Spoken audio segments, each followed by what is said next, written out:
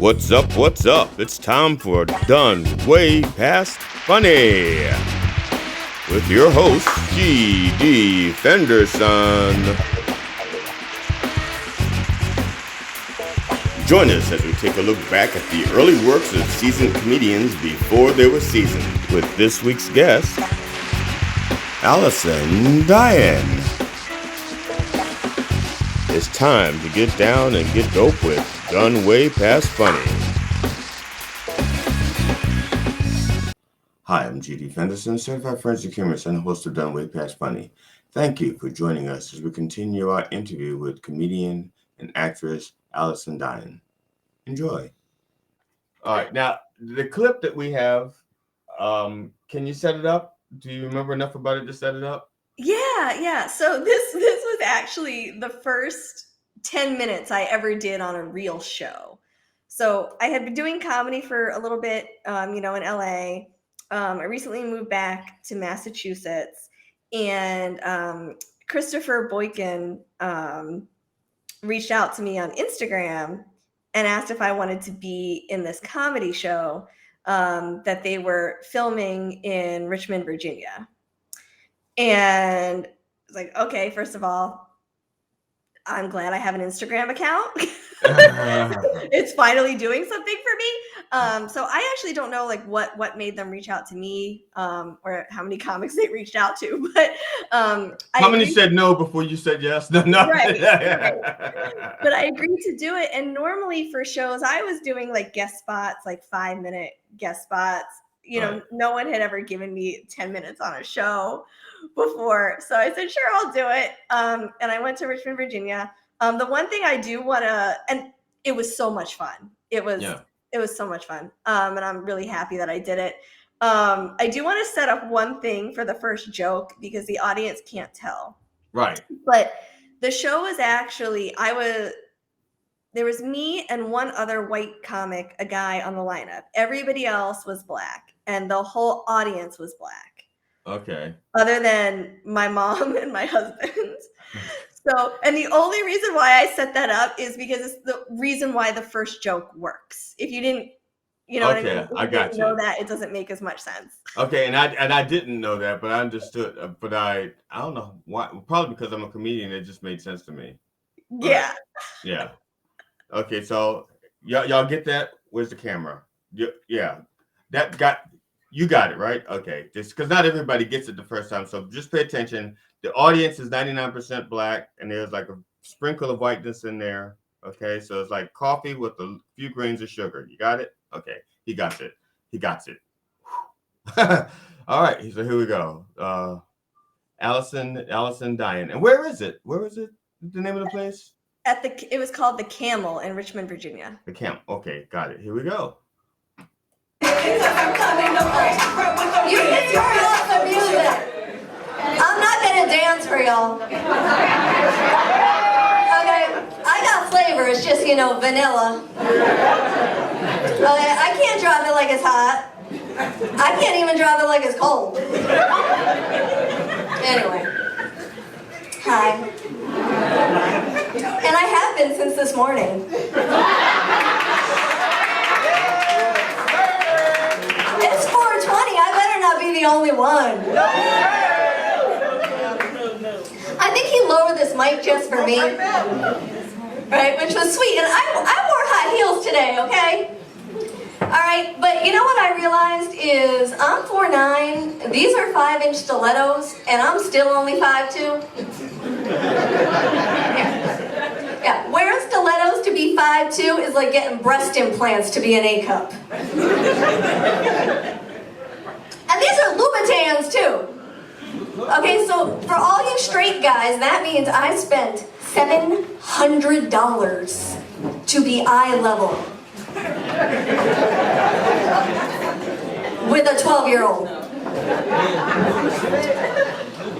But I have these tall female friends, and they're always saying they can't wear heels because they're too tall. I don't know what that means by can't. Like, if they go into a shoe store and ask to see a pair of stilettos, does the sales girl just go, oh, hell no, it's Crocs for you, bitch. But my mom lied to me, because she told me that it was good to be short, because then short girls can date anybody they want. Tall guys, short guys. If that were true, I'd be on Leonardo DiCaprio's yacht right now, pushing some supermodel overboard. But it's okay I couldn't have Leo, things still worked out well for my husband. I'm 35, he's 52. He got a good deal. Alright, but he's helped me out a lot because, I used to suffer from really bad performance anxiety until he got Viagra.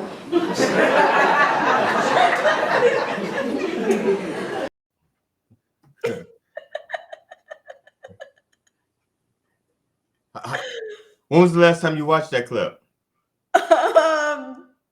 Oh God, I don't know. Probably a couple years ago. How you feel? I mean, actually, it's good. Now that was the first time you performed in front of like a majority Black audience. Oh right? yeah. So how was that for you versus a majority white audience? Because oddly enough, there's a difference. You wouldn't think it. You would think that people laughing is people laughing, but there's some differences. Right. I don't think I'm saying anything that isn't true right here when I say that I think say it. Yeah. Black audiences are better. I think that, it's just they were so ready to laugh and they were just there for it and wanted to have a good time and like just in on the joke, like I'm like this little white girl, like I can't dance. I'm not going to dance for you guys. Oh, and that's the other thing. Every other comedian who went up before me when they were playing their walk, because we got to pick our walk-on music. Right. They all kind of danced, for like 30 seconds, and I was not going to do that at all. And I really think that they're better audiences. I just think they're lucid. Like white audiences, sometimes they're a little more stoic, they take themselves a little bit more seriously. I think sometimes a little more like not able to take a joke. Maybe that's just me, but I feel like most people would agree with that. Well, it's funny because like I said, because this is now my third time actually hearing this, and it's my third time this week. And so now, but I did not know the audience was mostly Black. Yeah. And now I listened to it totally differently this time than I did before. And so like now I'm hearing this, now I'm listening to the audience. And like when you talked about your shoes, what you said, Louis Vuitton? Louboutins, yeah. Louboutins. Like red bottoms. Yeah, you said Louboutins, and this one woman goes, "Oh, Louboutins." Like, it's almost like a church call and response. It's like, "I said Louboutins," like Louboutins. It's almost like being in the church. The comedian who went on, I don't know if she went on after me. She's really funny, and she just said, "Allison, I can't believe you just said you're wearing $700 shoes in this neighborhood." Like, but I didn't even think of that. But it was a nice neighborhood. I just think she was just playing that up, but it was a nice neighborhood. Well, but I like I said, I don't know anything about clothes or fashion. I am totally ignorant to things like that. I don't know labels. The last label I paid attention to may have been Jordache or Guess. I don't even know if they're relevant anymore. But my nephew, he's a name brand guy, okay. and so he's younger than me, but he's taller than me, and he lost all this weight, and so he goes, Uncle Glenn, I got these jeans. I don't wear them anymore because I'm not fat. So do you want these jeans? And I'm like, sure. Now my nephew gives me like 6 pairs of jeans. And first of all, I don't know how old they are. They're old because he's had them for a while. But my nephew doesn't wash his jeans in the washing machine. Okay. He gets them dry cleaned. Oh, okay. Yeah, he gets his jeans all been dry cleaned. They've never seen the inside of a washing machine until they met me. And then he started crying. He's like, I'm drowning in here. I'm drowning. I was like, shut up, your jeans. You're supposed to get washed. You're not drowning. It's supposed to be tough. That's the point. That's right, yeah. I was like, oh, where's the cleaners? Oh my God. So he gives me these jeans. And this is at the point of when I was doing comedy, it's like I've been maybe my third year in. But at that point, I just started headlining. Now, I didn't start headlining on purpose. I started headlining by default. I was writing material, but the headliner didn't show up. And I was the only comedian that they had on that was performing that night who could do 30 minutes. So so I did headline, and then I started headlining, a few gigs, and then I was actually within a year of that I was doing a 90-minute headlining a 90-minute set. So the other comedians felt like I was starting to get a little uppity. I wasn't, but they hadn't seen me for a while because I was working on another set. I was home writing, and so I show up at an open mic after my 90-minute DVD and and I show up and I'm wearing, now this is white gold, but they see it and they think it's titanium. I think it is. I think that's what they thought it was, titanium. Okay. And I'm wearing my nephew's jeans. I did not know that True Religion was a thing. Okay. I didn't know. To me, they were just jeans. Honestly, I thought they were a knockoff. Because I'd never heard of True Religion. I'm like, so I'm like wearing these True Religion jeans, a titanium wedding band. I've been like doing night. It's like, so they go like, man, you're doing really good for yourself. Oh, okay. I'm like, what are you talking about? It's like, I have really no. At first, I just thought they meant like, oh, you just finished a 90-minute DVD. That's what I thought they meant. Yeah. But it was self-produced. I produced it myself. It's not like HBO said, GD, you're funny. We're gonna give you a 90-minute special. It was more like, damn, I want to do a 90-minute special. I'll produce it myself because nobody else was going to give it to me. And they weren't. And that's all. I was just facing the reality that I wanted to do a show. Nobody's going to do it. I'll do it myself. Mm-hmm. And they go like, you're doing okay for yourself, man. You got, you got True Religion jeans. I'm like, and it really meant nothing to me. I'm like, I have no idea what you're talking about. They said titanium wedding band. I said, no, this is white gold. I said, this is the same wedding band I had like the last time you saw me. It's the same one. It's white gold. It's not. And they go, aren't you afraid to be wearing this kind of stuff in this neighborhood? And it didn't dawn on me. I said, no, because this is just white gold. It's not titanium. And he goes, but you're wearing True Religion jeans. I'm like, I don't know what that is. And he tells me, he's like, those are like $400 jeans you're wearing. And I'm like, wait a minute. I got 6 pairs of these in the closet.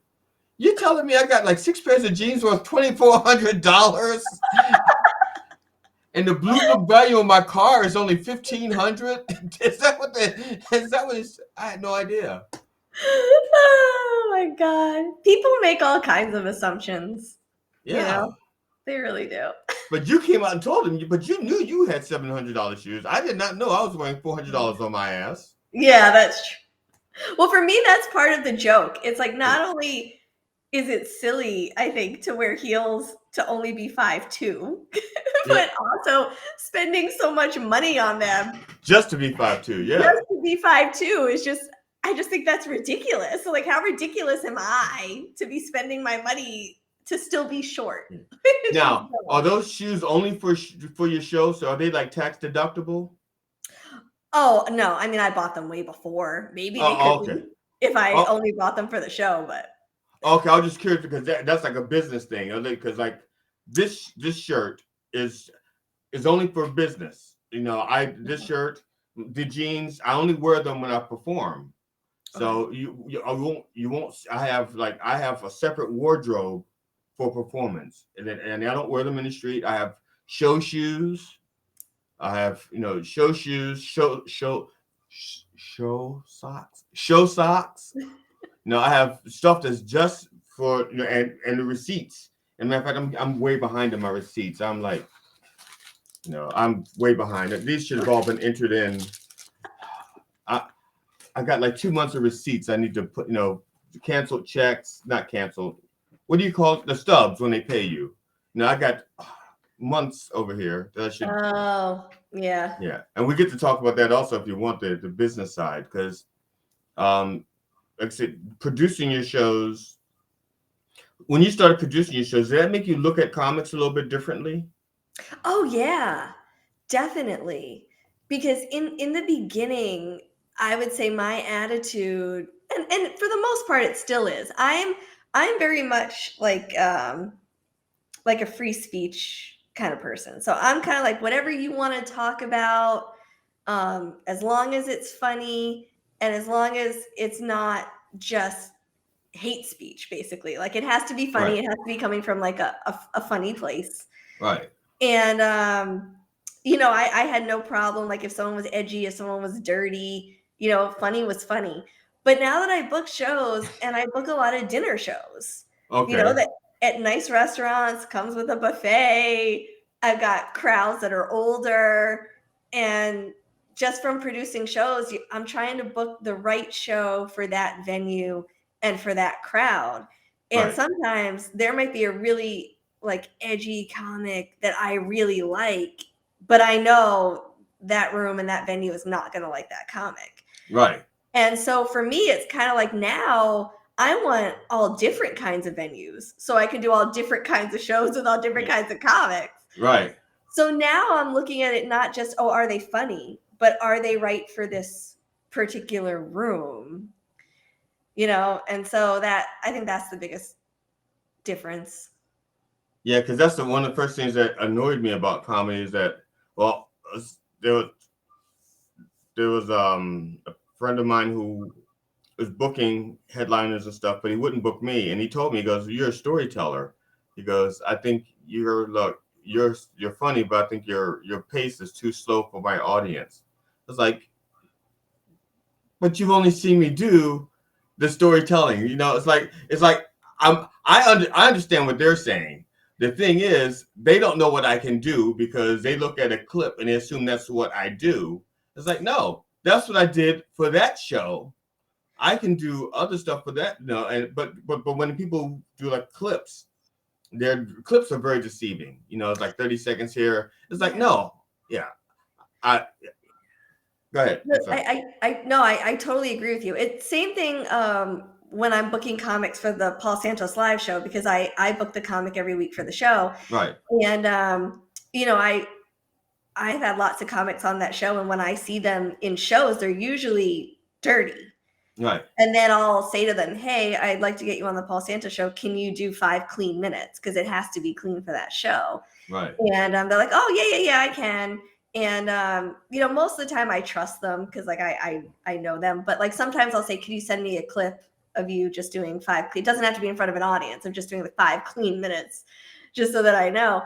But yeah, I mean, I think it should be obvious to people that although I will say there are some comics out there where like their act is their act. Like that's what you get every time. Right. But there are a lot of comics out there, like you said, that are versatile. They can, tell me what the audience is, tell me what you're looking for, and I can adjust to what you need. And I think that's another part of being a booker is kind of knowing, who's really good at doing that. And that probably mostly just comes from experience. People just get better at that over time. And also, and I think the people have gotten used to people being salesmen and lying, like shading the truth. So like, because I'm on something called Gig Salad, which is basically people hiring comedians to do private parties and stuff like that. And so they'll put out a feeler that's like looking for a comedian for a birthday party, looking for a feeler for a retirement party. And so I'll like respond, give them my price, and then I'll say, I can tailor my material to specifically. I can literally write if you tell me who I did a graduation party. I said, I'm not going to do the whole hour specifically for them, but my opening 10 to 12 minutes is going to be about them. It's going to be specific to them, where it's like, these are your jokes. It's almost like somebody wrote a song for you, except for this is a song. This is like, I'm not writing you a song. I'm writing you jokes. And it's like, and a lot of people might say they can do that, but I like did it. And they're like, oh my God, you were like so, because I said, I scoured the internet. I scoured the thing. I talked to her family members, found out what the nicknames were as a child, all kinds of stuff. Aw. And I like worked it in there, and I'm like turned into like a little spy, so to speak. And I'm like almost like if it wasn't for a business deal, I'd have looked like a stalker. You know what I'm saying? I'm just saying, if something had happened to that young lady before her birthday party, I would have been like, going through my computer, be like, this is a lot of research on somebody you don't know. Right? No, Why? yeah. Why are you looking into all of these things? Like, you got 10 pages of notes on them. I said, yeah, I'm going to do material. This says, where were you last night before she disappeared? Because you look pretty good to us right now. I said, no, really, I'm a comedian. It's like, yeah, you don't sound so very funny right now. You just, I said, right now, you're just a suspect. You're not a comedian. I feel like that's why sometimes crowd work comedians do really well, because the audience feels like they're doing it. That comic is writing those jokes on the spot just for them. But they really aren't. Most of the time, they're not.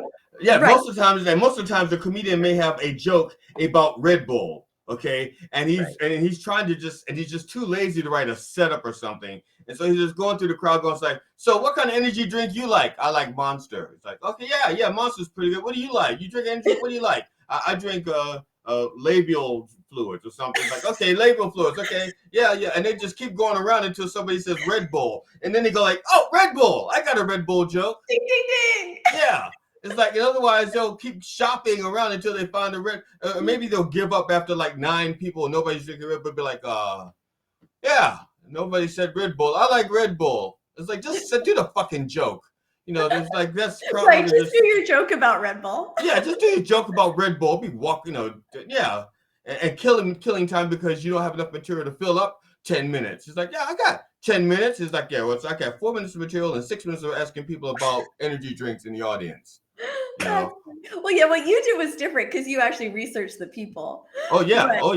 I enjoy it. Like that's why I think the audience sometimes enjoys when they think the act is special and unique to them for that night, just for them. I think people like that. Yeah. So when I do private events, yeah, it is special for them. But it sounds like I made that up when I write it down. It's like, I will tailor. It's like, yeah, right. No comedian does that. It's like, no, really, I am that fucking funny. I can write material about anything.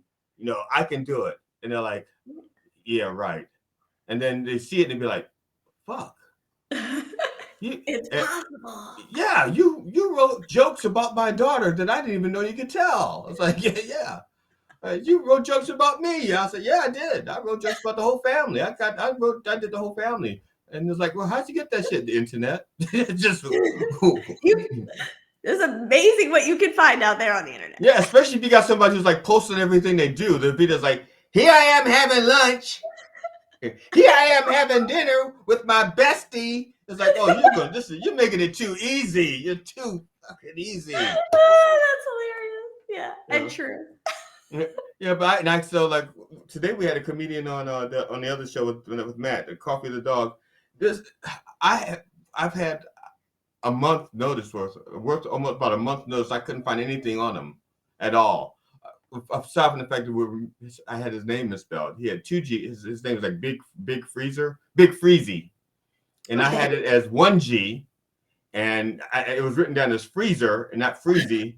And I'm like, I can't find a damn thing. And then his real name was so common that there was like 30 people with that name. I'm like, I can't find many fucking where.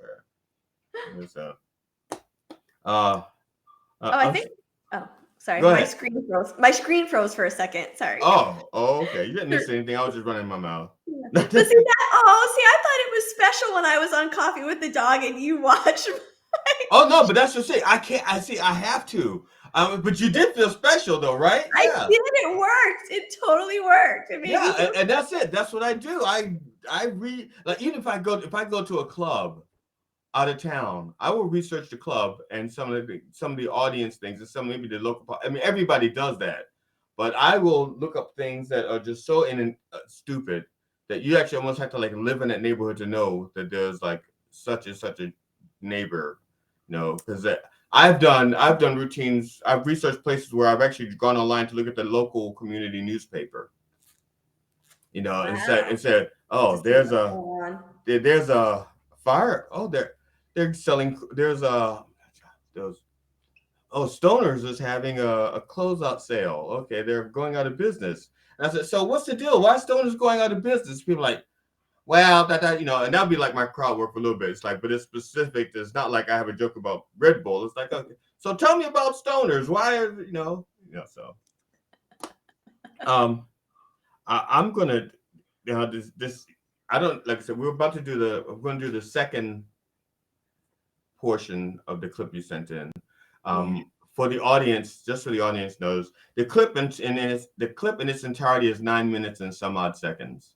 But I chopped it up into segments so that we can talk about the segments. Did we talk about the other one? Did we talk about it? I don't remember now. The second the segment? The first one. Oh, I mean. Well, you set up the opening joke. Yeah, the opening joke.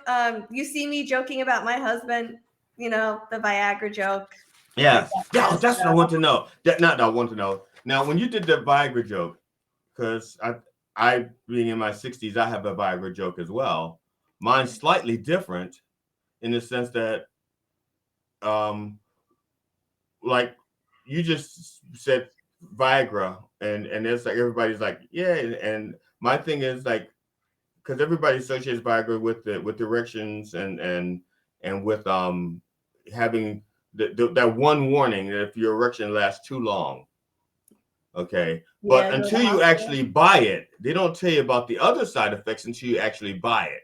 You know, about the nausea, the vomiting, and stuff like that. And so, yeah. So, and my thing is like, yeah, it works, but now my wife has to guess which face I'm making. Is this the face? Is this the throw up face? Right. Yes. Is this his orgasm face or is this his vomit face? And do I want to risk it? You know, do I like do I let him finish? I don't know. I can't tell. I was like, she should be on top. Yeah, it's like yeah, but it spews. You know, it could spew. You know, it's like, or do you just go like this? Okay, go ahead, finish. Just say, go ahead. You know.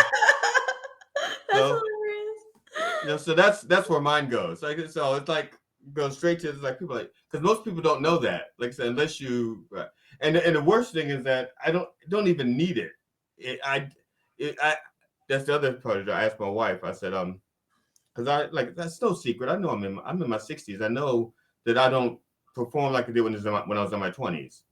And when I was in my 20s, my wife didn't know me. So I can't call an ex-girlfriend and say, will you talk to my wife and tell her how good I used to be? Here, tell her. No, hold on. Yeah, she's right here. Talk to her. So I know that. So I asked my wife, and my wife and I have been together for 20 years. So we was like in the 40s. You know, there's a drop off. Oh yeah. There's a drop off, and I said I asked my doctor if I was physically fit enough for it if I need it, and they said yeah, you're Gus, okay. So I asked my wife. I said do you think I need Viagra or Cialis? And she goes, do you think you need Viagra or Cialis? I'm like,